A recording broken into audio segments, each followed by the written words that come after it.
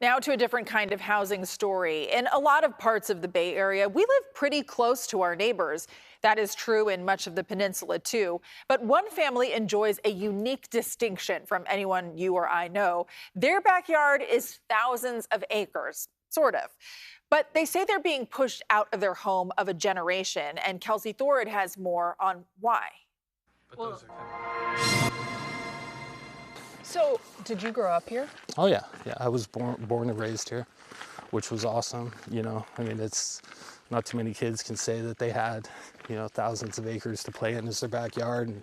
For over 50 years, this small slice of land right off the Roos Ridge trailhead in the Los Altos foothills has been home for the Girouard family. There was a kid that grew up in Los Altos Hills in the late 70s through early 90s. They would probably remember my dad. Jeremiah Girouard's dad was Ray Girouard, a man affectionately known across the community for being the local wilderness expert. He would go to schools and do presentations, how to make arrowheads out of obsidian, teach kids how to make fire. Jeremiah says his dad came to live in this area in the early 70s after befriending the original owner of the land.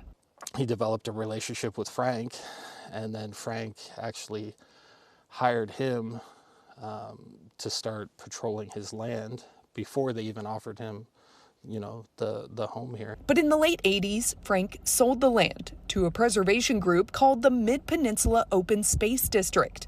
When Jeremiah's dad died in 2018, he says the drama began over whether his family could stay.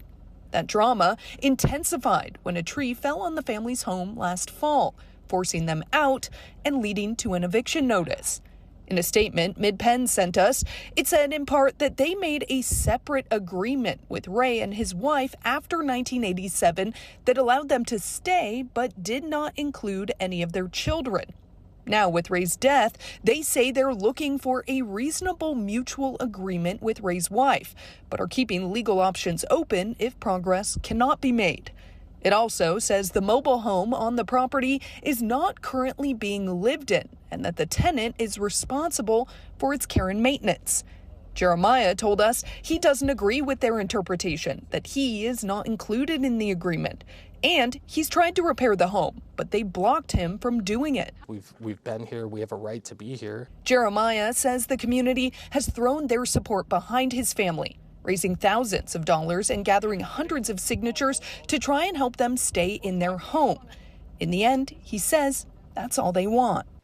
What's the issue? They have 65,000 acres of pristine wildlife.